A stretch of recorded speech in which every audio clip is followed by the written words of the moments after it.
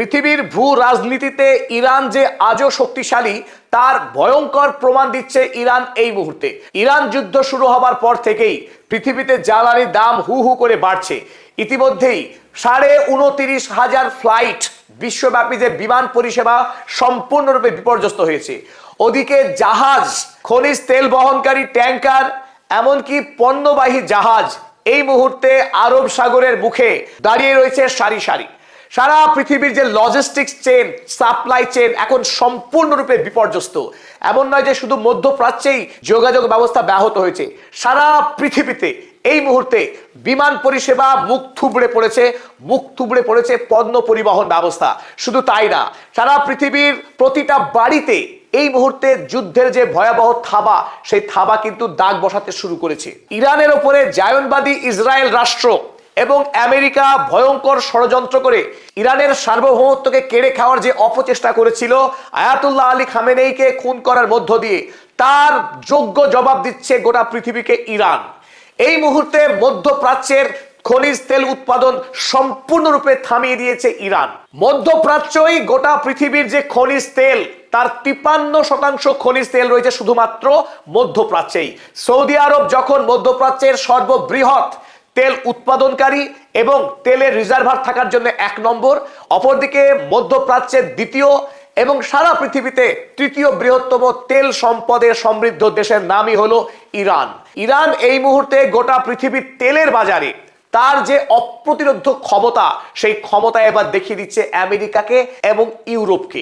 আমেরিকাতে যেখানে গ্যাসোলিনে 53% গাড়ি চলে, ইউরোপের কলকারখানা, সেখানকার প্রতিটি পরিবারের রান্না এবং শীতের হাত থেকে বাঁচার জন্য যে এলএনজি গ্যাসের প্রয়োজন, সবটার সাপ্লাই এখন সম্পূর্ণরূপে বন্ধ হয়েছে। তাই ইউরোপ ও আমেরিকাকে যোগ্য জবাব দিচ্ছে ইরান, যার সঙ্গে মোকাবেলা করার শক্তি না আমেরিকার আছে না ইউরোপের আছে। গোটা পৃথিবী একদিকে, ইরান একদিকে। এই পৃথিবীতে ইরান একাই যে অসম লড়াই করছে, তাতে ইতিমধ্যেই হাঁপিয়ে উঠতে শুরু করেছে ইউরোপ। ওদিকে ডোনাল্ড ট্রাম্প মুখে স্বীকার না করলেও আমেরিকা এই যুদ্ধে ইতিমধ্যেই মানসিকভাবে পরাজিত হয়ে গেছে ইরানের হাতে। ইরান যুদ্ধের তাৎক্ষণিক প্রভাবে পৃথিবীব্যাপী জিনিসপত্রের দাম যে হারে বাড়তে শুরু করেছে, তার ছ্যাঁকা লেগেছে ইউরোপে এবং আমেরিকায়।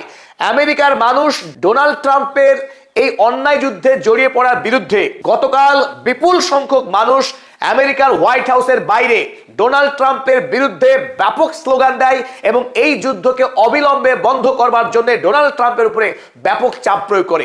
ঠিক একইভাবে ইসরায়েল, পৃথিবীর অবৈধ রাষ্ট্র ইসরায়েলের রাজধানী তেল আবিবে খোদ ইসরায়েলি জনগণের একটা অংশ, তারাও এই যুদ্ধের বিরুদ্ধে তারা প্রতিবাদে সামিল হয়।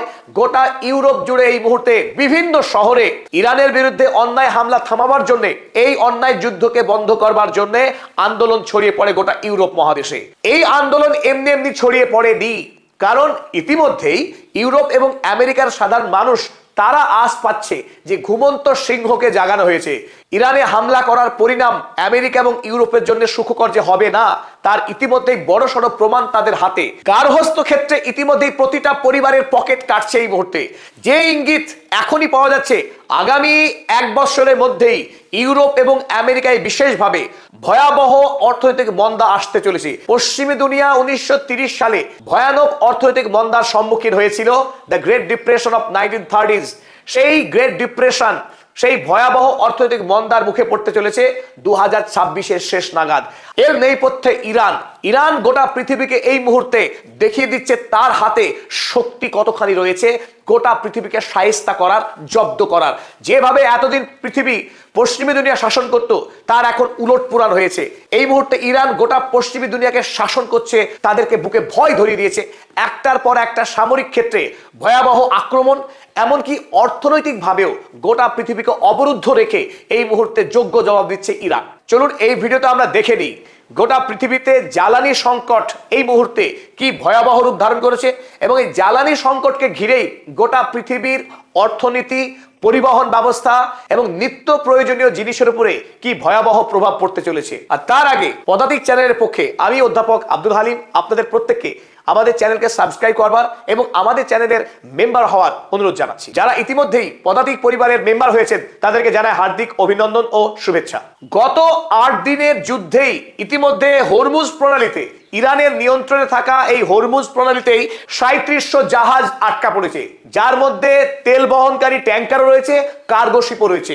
তাছাড়া আরব সাগরে হরমুজ প্রণালীর সন্নিকটে আরো 550 এই জাহাজ আটকা রয়েছে। এবং মধ্যপ্রাচ্যকে ঘিরে যে সমস্ত দেশে বিমান পরিষেবা চলে, সেই সমস্ত দেশকে সংযোগকারী যে প্লেন পরিষেবা রয়েছে, ইতিমধ্যে 29,000 ফ্লাইট ক্যান্সেল হয়েছে।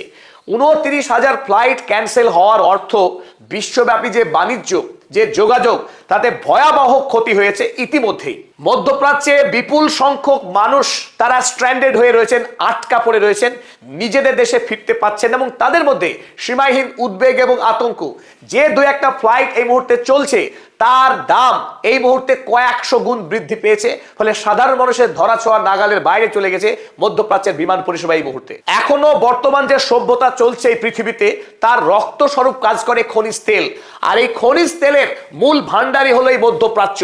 মধ্যপ্রাচ্যে 50 থেকে 55% খনিজ তেল গোটা পৃথিবীতে তার যে মজুত রয়েছে, তার 50 থেকে 55% তেল শুধুমাত্র মধ্যপ্রাচ্যেই রয়েছে, মাত্র কয়েকটি দেশের মধ্যে: সৌদি আরব, ইরান, ইরাক, কাতার, বাহরাইন, ওমান এবং সংযুক্ত আরব আমিরাত। এই মধ্যপ্রাচ্যের দেশ কটি প্রতিদিন প্রায় 30 মিলিয়ন ব্যারেল তেল উত্তোলন করে থাকে, যার মধ্যে 20 মিলিয়ন ব্যারেল তেল কেবলমাত্র ইরানের নিয়ন্ত্রণে থাকে এই হরমুজ প্রণালী। এই হরমুজ প্রণালী হয়েই ইউরোপ, আমেরিকার বিভিন্ন দেশে ছড়িয়ে পড়ে এই 20 মিলিয়ন ব্যারেল তেল প্রতিদিন। আর যদি আমরা এটাকে সারা পৃথিবীতে যত ক্রুড অয়েল, অর্থাৎ সারা পৃথিবীতে যে অশোধিত তেল পরিবহন হয়, তার 21% তেল এই হরমুজ প্রণালী দিয়েই পরিবহন করা হয়। শুধু তাই নয়, বর্তমান পৃথিবীতে খনিজ তেলের পাশাপাশি প্রাকৃতিক গ্যাসের ব্যবহার বিপুল। সেই প্রাকৃতিক গ্যাসেরও 20% পরিবহন করা হয় শুধুমাত্র এই হরমুজ প্রণালী দিয়েই। আমরা জানি ইউরোপ মহাদেশ এই প্রাকৃতিক গ্যাস এলএনজির উপরে দারুণভাবে নির্ভরশীল। সেখানকার কলকারখানা এবং ইউরোপের অধিকাংশ বাড়ি শীতকালে এই এলএনজি পুড়িয়ে তাদের বাড়িকে বাসযোগ্য করে রাখে। ফলে পৃথিবীর জ্বালানি বাজারে একচ্ছত্র আধিপত্য বা দখল রয়েছে ইরানের। যদিও খনিজ তেল উত্তোলনের ক্ষেত্রে ইরান পৃথিবীর 1 নম্বর বা 2 নম্বর জায়গা নিয়ন্ত্রণ করে না, কিন্তু খনিজ তেল পরিবহনের যে ব্যবস্থা, পরিবহনের যে পথ, সেই পথকে নিয়ন্ত্রণ করে ইরান একাই। ফলে এই মুহূর্তে যখন ইরানের উপরে হামলা করা হলো অন্যায় করে, এবং গোটা পৃথিবী যখন নীরব থাকলো, এই অন্যায়ের বিরুদ্ধে প্রতিবাদ করার সাহস দেখালো না, তখন ইরান এই অনৈতিক অন্যায়কারী পৃথিবীকে শাস্তি দেওয়ার জন্য শুরু করলো তার এই হরমুজ প্রণালী বন্ধ করার কাজ। আমেরিকা এবং ইসরায়েলের সীমাহীন তার সামরিক শক্তি থাকতে পারে, আকাশ থেকে F-35 প্লেন থেকে অসংখ্য বোমা বর্ষণ করে ইতিমধ্যেই ইরানের বেশ কিছু জাহাজকে তারা ধ্বংস করেছে। তারপরেও এই সামান্য হরমুজ প্রণালী, যার প্রস্থ সবে 30 কিলোমিটারেরও কম, সেইটুকু জায়গা দিয়ে জাহাজ পাস করাবার ক্ষমতা নেই আমেরিকার, না আছে ইউরোপের। সারা পৃথিবী একদিকে, ইরান একদিকে, কিন্তু এখনো পর্যন্ত হরমুজ প্রণালীকে মুক্ত করার সাহস বা ক্ষমতা আমেরিকা দেখাতে পারেনি। ফলে গোটা পৃথিবীতে জ্বালানির দাম এই মুহূর্তে হু হু করে বেড়ে চলেছে। মাত্র 8 দিনেই পৃথিবীর যে জ্বালানি, তার দাম 40% ঊর্ধ্বে বেড়ে গেছে। এর কারণ কি? কারণ একদিকে যেমন হরমুজ প্রণালী বন্ধ, অপরদিকে ইরান গালফ কান্ট্রিজগুলোকে, উপসাগরীয় দেশগুলোকে বিনা শর্তে তেল উত্তোলনকে বন্ধ করার নির্দেশ দিয়েছে। আর সেই নির্দেশকে মেনে ইতিমধ্যেই আমরা জানি মধ্যপ্রাচ্যের এই দেশগুলো অনির্দিষ্ট কালের জন্য খনিজ তেল উৎপাদন করা বন্ধ করে দিয়েছে। যেখানে আমরা জানি সৌদি আরব প্রতিদিনে 11